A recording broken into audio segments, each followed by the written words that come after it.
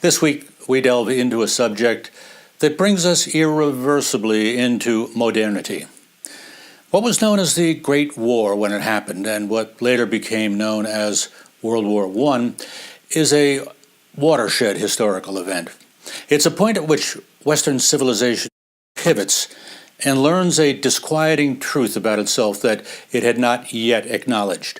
The technological prowess, coupled with unchecked nationalist and imperialist yearnings, have the potential for global catastrophe. The horrific carnage and destruction of the Great War, which lasted from 1914 to 1918, involved nations from almost every continent and claimed countless lives. The mass destruction wrought by the conflict resulted from a toxic combination of modern military technology, mass conscription, and popular delusion. We'll first consider the causes of the war, then the ferocious fighting experience, and finish by looking at its consequences. The long-term causes of the Great War can be traced to the growing influence of nationalism in European politics, the mounting imperial rivalries we discussed last week, and the establishment of military alliances. The unification of Italy in 1861, followed by German unification 10 years later, established two strong states in the center of Europe that upset the continent's delicate balance of political power. Germany, especially, had sought to increase its influence in European affairs, challenging and then eclipsing Great Britain in industrial production and military strength by the beginning of the 20th century. Nationalism also hardened the imperial rivalries among European states, as Great Britain's colonial dominance in Africa and Asia was increasingly tested by Germany, Belgium, the Netherlands, Italy, and Portugal. The United States also joined the scramble for colonial influence after winning the Spanish-American War in 1898, thereby acquiring dominion over Cuba, Puerto Rico, and the Philippines.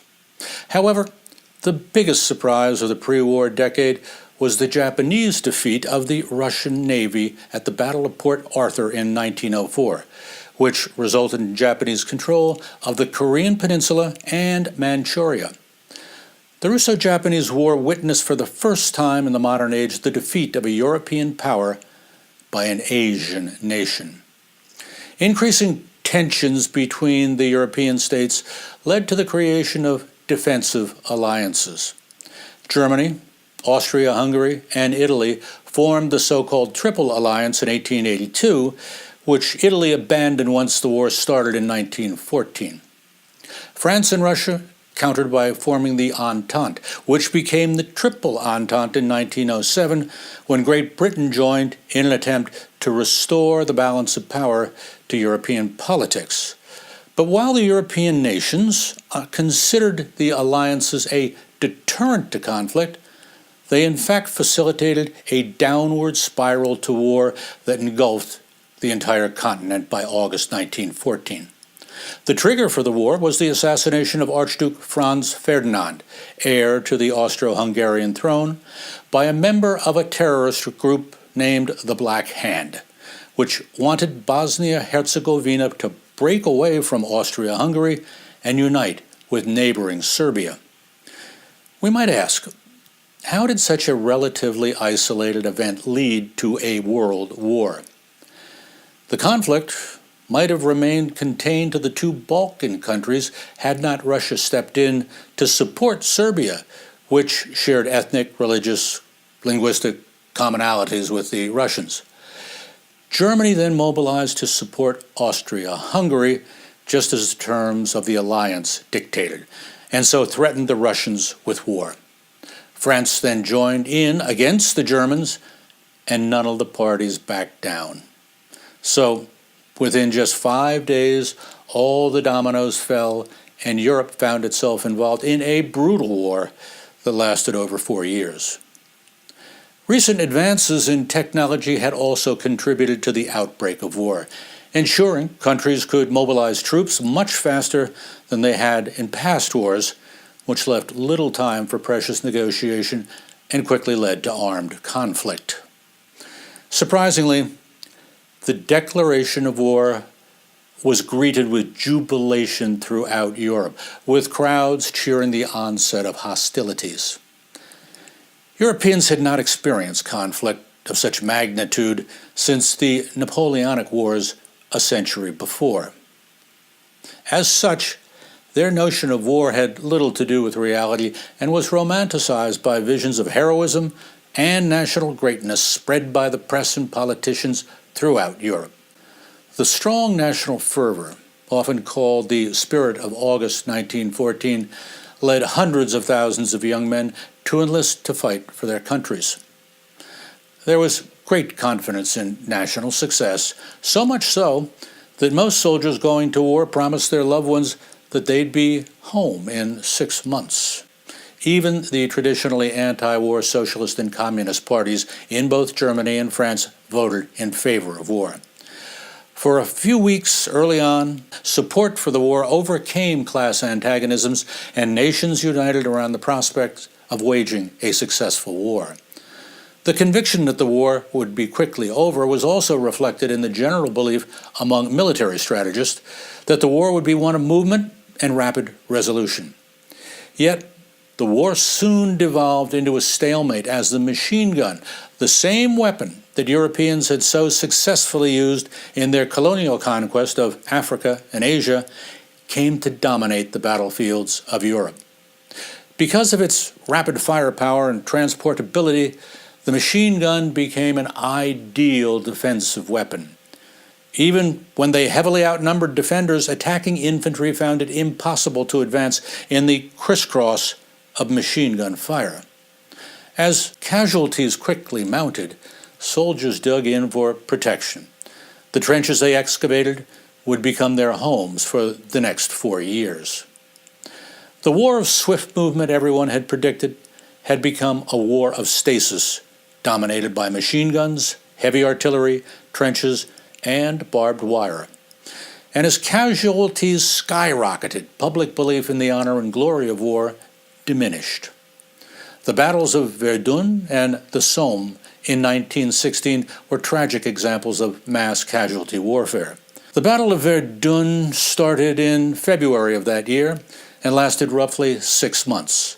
The German army attacked the defenses around the historic French town with the intention of bleeding the French army dry.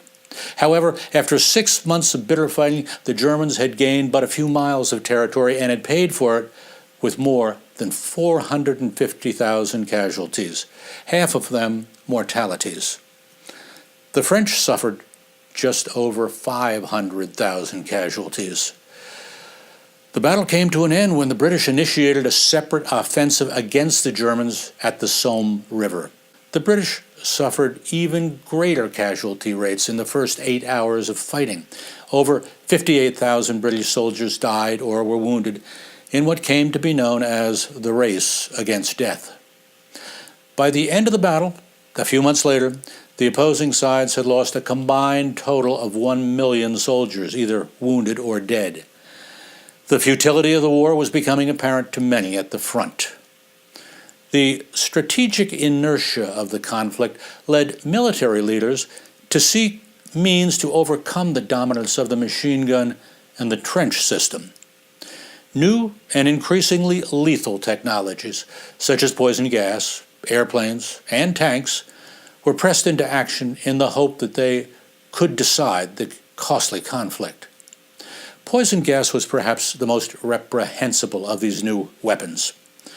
Initially used by the Germans in 1915 and later by all combatants, chlorine and mustard gas could make soldiers blind or burn through skin and sear lungs, leading to a painful death. But it would be the use of tanks that finally broke the impasse. The British first used tanks in 1916 at the Battle of the Somme, but not very effectively, since most of them broke down before they could assume their battle positions. However, the promise of tank technology was quickly evident, and it improved rapidly, becoming increasingly effective in battle. The turning point of the war came in 1917. Russia exited the war after communist revolutionaries successfully wrested power from the Tsarist regime. The new government, led by Lenin, surrendered to the German-led coalition and signed the Brest-Litovsk Treaty, relinquishing large tracts of land in what is today Ukraine and Belarus. With a major adversary out of the way, Germany turned all its attention to the Western Front in an effort to achieve victory by early 1918. However, the American entrance into the war on the side of the British and the French in 1917 saw a huge influx of American troops landing in Europe, heavily influencing the tide in favor of the Entente and making German victory an impossibility. On November 11, 1918, Germany and its allies signed a ceasefire, effectively ending the Great War. The casualties of the Great War far exceeded any other conflict in human history. Over 10 million soldiers had died on the battlefield, and another 20 million would return home with severe wounds, often missing arms or legs. To this number, we should add the first major genocide of the 20th century, when over 1 million Armenians living in the Ottoman Empire were killed or forcibly relocated by the Ottoman army between 1915 and 1916. The Great War officially ended with the signing of the Treaty of Versailles in 1919. The victors were led by Great Britain, France, and the United States, known as the Big Three. Woodrow Wilson, the U.S. president at the time, insisted on ending the war without what he called any victors or vanquished in an attempt to avoid persistent animosities. This way, Wilson argued, the Great War would be the war to end all wars. At least that was the animating principle behind Wilson's 14 points, which also included the founding of a League of Nations, an international body that would negotiate peaceful solutions to major disagreements around the world, thereby avoiding future wars. However, the two other partners of the Big Three didn't agree with Wilson. Britain and France chose instead to punish Germany and its allies. As it was finally drafted, the Treaty of Versailles forced Germany to surrender vast tracts of lands, to dismiss its military, and to pay reparations for the cost of the war, and, very significantly, to accept responsibility for starting the war. This came to be known as the War Guilt Clause, placing the entire blame for the war on Germany. Germans considered this an unnecessary affront and disrespectful humiliation, and it effectively guaranteed German resentment of France and Great Britain that, years later, would play into the populist rhetoric of the Nazi Party. Of Wilson's suggestions, only the concept of a League of Nations survived. In the end, the Great War proved great in one sense only: the human misery and horrendous destruction it caused. Most of the soldiers who fought in the brutal conditions of trench warfare lost faith in their governments and the social systems that had led them to war.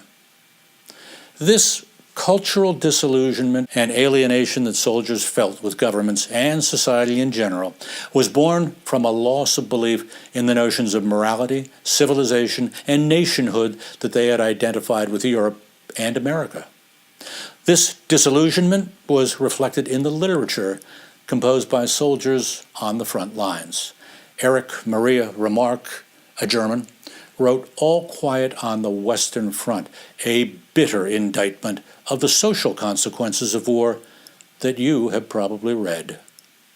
A British soldier, Wilfred Owen, composed poetry that disclosed the political hypocrisy and moral pointlessness of modern warfare, and, in an ironic twist, exactly 1 week before the armistice was signed, Owen was killed in battle.